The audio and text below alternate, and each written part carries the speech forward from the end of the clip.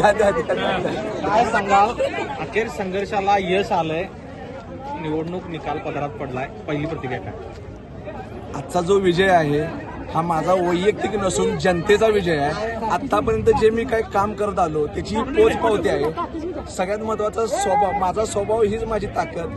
ही जे सगळेजण आहेत गेले 20-25 वर्ष माझ्याबरोबर आहेत. जनतेनं मला भरभरून यश दिलं, मतदानारूपी मला हे यश दिलं आणि मला चांगल्या मताधिक्यानं निवडून दिलं माझ्या आईला. त्या सर्वांचे मी आभार मानतो. त्यामध्ये युवा वर्ग आहे, ज्येष्ठ आहेत, महिला आहेत, नागरिक आहेत, यांचे मी मनापासून आभार मानतो की मला तुम्ही सर्वांनी एक चांगल्या पद्धतीने एक उंचीवर नेऊन ठेवले. त्याच्यामुळे इथून पुढे मी जनतेसाठी 100% 24 तास अवर काम करेन. म्हणजे कामाचं स्वरूप जे आहे ते जैसे ते यापुढेही राहणार आहे का? कामाचं स्वरूप यापुढेही असंच असणार?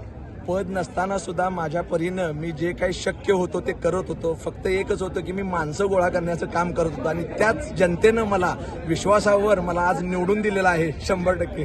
काय सांगाल, पहिली प्रतिक्रिया काय?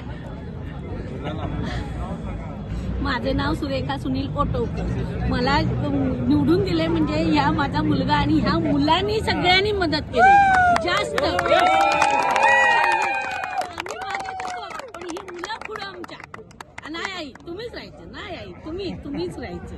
त्याशिवाय मला म्हणजे ह्या ह्यानीच मला एवढं तुमच्या पुढच्या कामाला खूप सारा आम्हाला शुभेच्छा. सपोर्ट हा आमदार साहेब, अमल माडिक साहेब, मुन्ना साहेब, होय. परत आपले भाजप पदाधिकारी सगळे महेश जाधव असू द्या, आपले सगळे जाधव साहेब, सर्वांचे पदाधिकारी यांचा सगळ्यांचा सपोर्ट लाभलेला आणि चारीच्या म्हणजे 5 पैकी 5 उमेदवारांचा आम्हाला सगळ्यांचा एकमेकाला सपोर्ट लागलेला आहे आणि हेच आमचं विजय चिन्ह हेच आहे, महायुती.